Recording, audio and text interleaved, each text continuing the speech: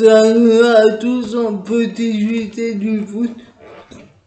Et du mercato, on apprend que la rencontre de Ligue Europa Conférence, qui était prévue jeudi, et entre Tottenham et Rennes, qui avait été annulée pour cause Covid à cause des cas Covid à Tottenham est définitivement annulé alors que Tottenham devait s'imposer pour se qualifier en huitième de finale pour doubler le Vitesse Arnhem qui est deuxième et de ce fait qualifié.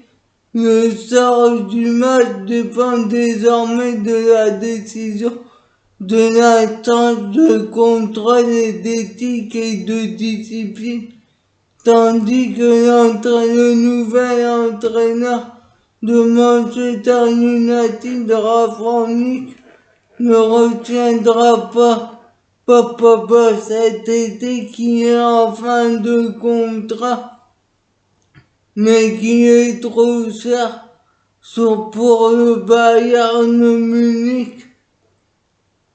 Son agent Mino Raiola a déclaré: nous avons de nombreuses offres, dont une prolongation de contrat de Manchester United. Nous verrons ce qui est le mieux pour lui. Papa au Bayern, c'est impossible car la mentalité allemande est différente, il ne paye pas de tels salaires. On apprend aussi que le défenseur central Malang Sarr de Chelsea,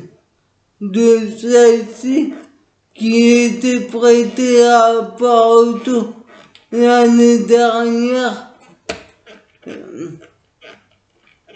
et qui est arrivé en 2020 en provenance de Nice pourrait être prêté cet hiver en Serie A du côté du Torino qui s'intéresse à lui.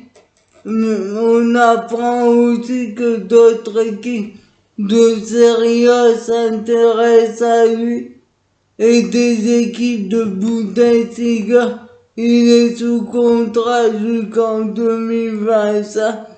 Il a fait 8 matchs en première partie de saison dernière et une intégration avec Porto et puis une intégration avec la réserve de Porto, tandis que cette année, il a joué 4 matchs, toutes compétitions confondues. On apprend aussi que du côté du LOSC,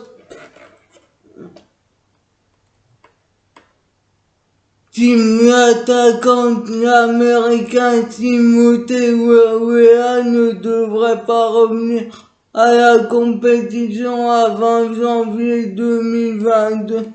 Il est touché au quadriceps. Il va manquer la rencontre face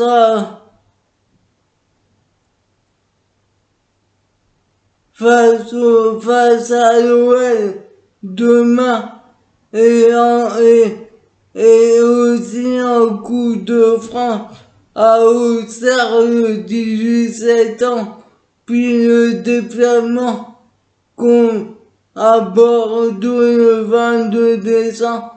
À noter aussi que pour le choc contre l'OL, le jeu Gourvenec sera aussi privé de son latéral gauche titulaire Reinildo qui est suspendu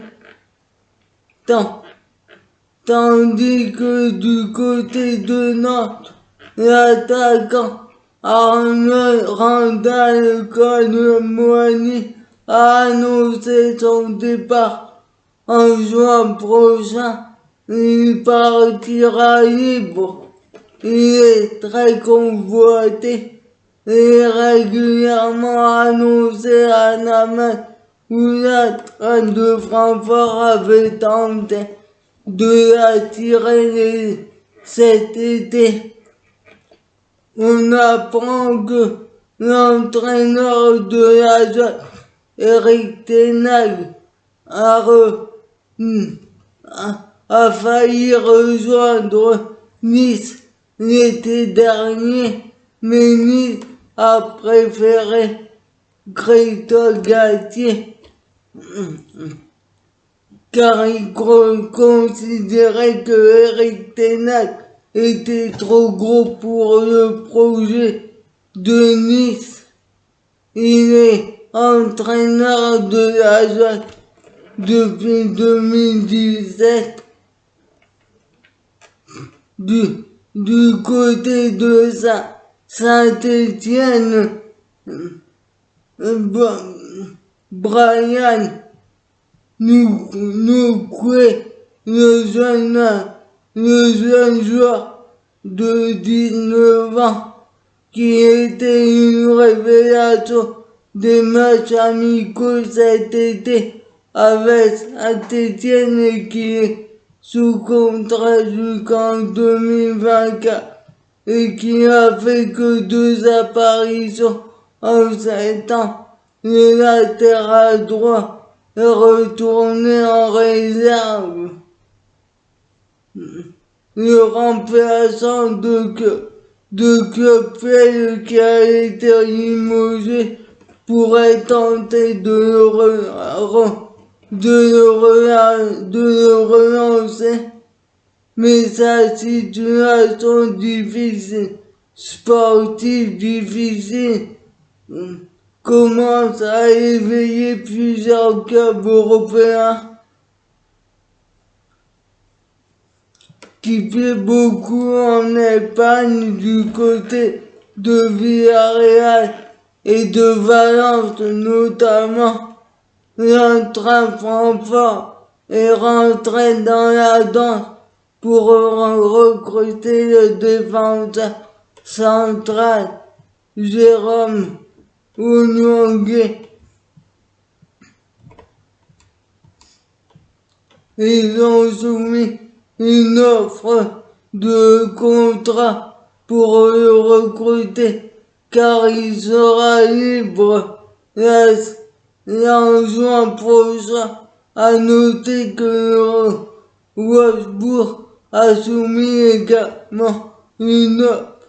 Il évolue du côté de Sabourg en Autriche. Il partira gratuitement l'été prochain, tandis que du côté du Portugal, le milieu de terrain João Paulinho, qui était courtisé par le PSG, a prolongé jusqu'en 2026 du côté de l'Argentine.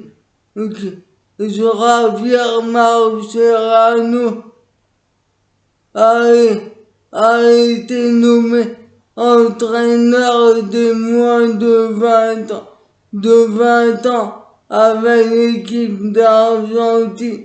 Il remplace Fernando Batista qui rejoint José Pekerman, nouveau sélectionneur de Venezuela, tandis que l'ex-entraîneur de Rennes et de Nottingham Forest, libre de tout contrat depuis son départ à Dubaï du Qatar, Sabri Moussi a décidé de confier sa carrière à Forever, l'agence de Mesa Ndiaye qui gère les intérêts de Ben Yedder. Patrick Vieira ou encore Michel Batshuayi en quart de finale de Coupe d'Arabe qui a eu lieu hier.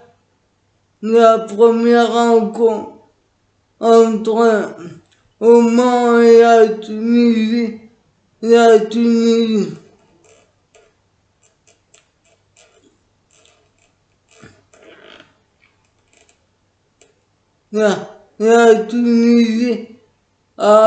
s'est imposée 2-1 grâce à des buts de Seyfedine Zahiri et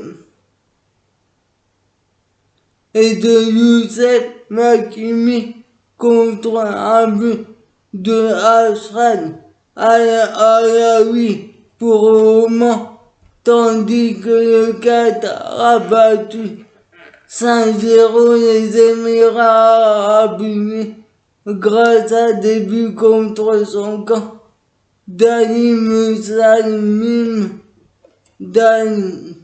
Moez Ali a doublé, un but de Boalem Kouachi, un but d'Abdelaziz Atem.